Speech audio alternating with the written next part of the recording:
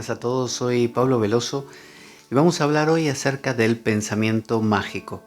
Muchas veces dentro de los movimientos religiosos, sobre todo los que tienen que ver con la New Age, es decir, con esta tendencia a pensar que todas las cosas son maravillosas y que basta con flotar sobre las olas agradables del ser y fluir con el universo para que todo esté perfecto. Es decir, esa suerte de desarraigo que tenemos los occidentales de aquellas tradiciones profundas que tienen un calado muy grande y una historia y una serie de prácticas, ¿no? Un trasfondo que contiene. Nosotros, al carecer de eso, a veces tomamos así aisladamente 5 o 6 elementos de esas tradiciones y tratamos de constituir una forma de vivir que acaba siendo, como se dice, tirada de los pelos. Entonces hay mucho de ese pensamiento mágico. A mí me pasó hace muchos años que resulta que iba a un templo de la línea de Yogananda en la ciudad de Mar del Plata, en Argentina, de donde yo soy. Y bueno, yo frecuentemente iba a ese templo a meditar, tocaba también el armonio ahí y se había creado ahí como una especie de micromundo de paz y tranquilidad donde yo me sentía muy como relajado, muy integrado y parecía como una burbuja dentro del caos del mundo habitual. Dentro de esta línea, el que presidía la línea, el gurú por excelencia, era Yogananda, ¿no? Paramahansa Yogananda. Y había unas imágenes en este templo de Yogananda, pero también en el altar se solían poner, porque así es la línea, en el medio Jesucristo y Krishna, y luego se iba abriendo y estaba Babaji, Lahiri Mahasaya, que son gurús de ese linaje, y finalmente Sri Yukteswar, que es el gurú de Yogananda y Yogananda. Entonces, esas grandes imágenes se nos inculcaba que estaban vivas, que eran los maestros, ¿no? Como una especie de maestros ascendidos. Y resultó que con el correr del tiempo, yo haciéndome más habitué al lugar, me fui compenetrando más, me fui comprometiendo más también. Y bueno, participaba de todos los retiros, conducía retiros también, tocaba, como digo, el armonio en las reuniones, leía, porque había también como un servicio de lectura y de curación y todo esto, ¿no? Entonces yo practicaba meditación también en mi casa durante varias horas al día, además de en el templo. Y bueno, con el tiempo uno va pudiendo tener esos adicionales, esos plus de tener algunas como ventajas, pero porque uno simplemente va trabajando más duro. Y bueno, me dieron la llave del templo, lo cual me permitió, con permiso de ellos, el ir por las noches. Se me ocurrió ir por la noche, de manera de, iba yo 10 de la noche, una cosa así, al templo, todo oscuro ya, barrio peligroso ahí en la ciudad de Mar del Plata, y bueno, entraba, era una casita, el templo una casita en medio de un jardín rodeado de una no reja, una verja, ¿no? Con puerta con llave. Así que yo abría esa puerta, abría la del templo y podía ingresar. Una vez ingresado yo iba en bicicleta. Dejaba mi bicicleta, que era básicamente mi vehículo, era todo, ¿no? Porque con eso yo me manejaba para ir y venir, trabajar y todo. Entonces dejaba mi bicicleta ahí e iba a la parte de atrás del templo. Estoy hablando de 18 años, una cosa así, ¿no? Esa era mi edad en ese momento.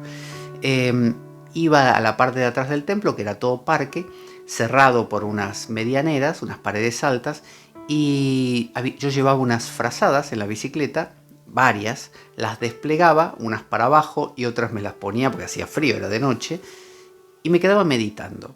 Obviamente, como no podía meditar toda la noche como era mi intención, porque me ganaba el sueño, cuando el sueño me vencía, yo simplemente me dejaba inclinar hacia adelante y a veces tenía tanto sueño después de un rato que posaba la cabeza en el suelo.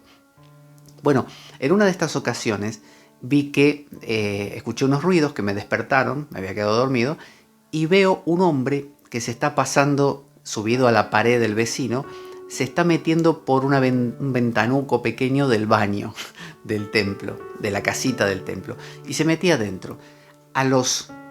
Eso me asustó y me empecé a preocupar. Digo, bueno, tendría que llamar a la policía, esto debe ser un ladrón, porque al principio no caía en el asunto.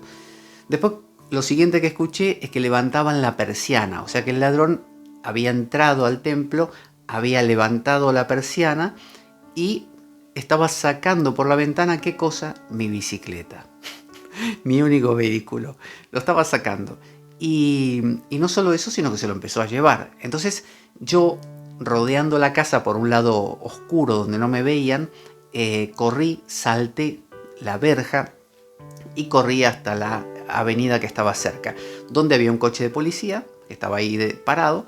Así que les dije, por favor, me están robando la bicicleta, que vinieran, ¿no? Vinieron, tardaron un montón en ponerse de acuerdo por el radio llamada y no sé qué, porque igual era raro. Yo a las 10 de la noche o a esa hora ya había avanzado, serían la 1 de la mañana, y yo diciéndoles que estaba meditando en un templo y que estaban robando mi bicicleta, una cosa así como muy surrealista. Entonces después aparecieron todos los coches de policía, varios, un despliegue de como de 4 coches con sus luces y qué sé yo. El tipo ya se había llevado mi bicicleta hacía mucho. Conclusión, los policías estuvieron ahí, todo eso, y yo me fui a mi casa sin bicicleta.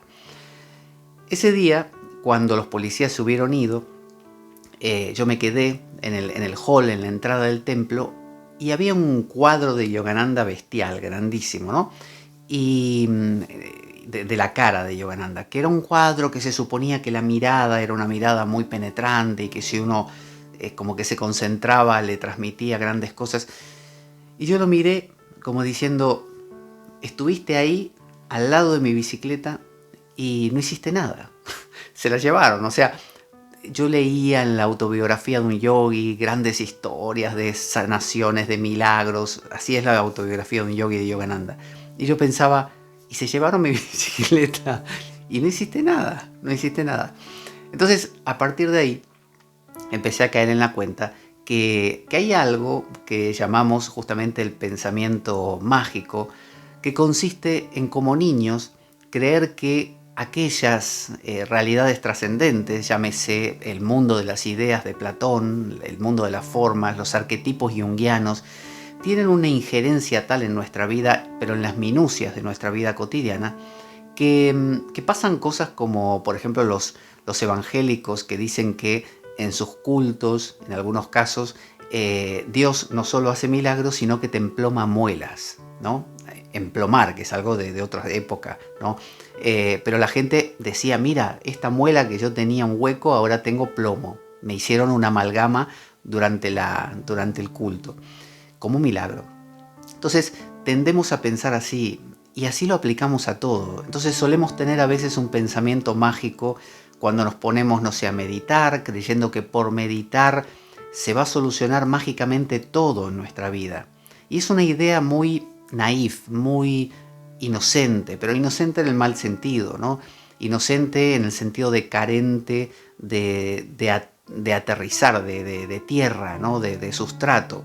Es algo que se sostiene en nada, ¿no? Nada más pensar que ese Yogananda de la foto de alguna manera iba a impedir que se lleve mi bicicleta porque era mía y era súper importante, tan solo porque yo llevo una vida o llevaba una vida de meditación y comprometido, por eso se suponía que no iban a robarme mi bicicleta. Entonces eso me sirvió para aprender que no se trata de cosas tan banales y tan concretas, ¿no? Que la espiritualidad en realidad tiene que ver con otra cosa, tiene que ver con algo de lo profundo. Y así como dicen, buscad primero el reino de Dios y lo demás vendrá por añadidura, se trata de eso, se trata de ir a lo más profundo y dejar que lo demás solo se vaya estructurando. Y si te roban la bicicleta, te la roban. O sea, es una cosa más de la vida, no tiene que ver con que meditas más o meditas menos, o que, no sé, sos más espiritual o menos espiritual. Hay cosas que pasan porque son parte de la existencia. Entonces vivir el pensamiento mágico pensando que porque tenemos cierta actitud o hacemos cierta práctica meditativa no nos va a pasar, quizá es un exceso de optimismo inocente. Para pensarlo.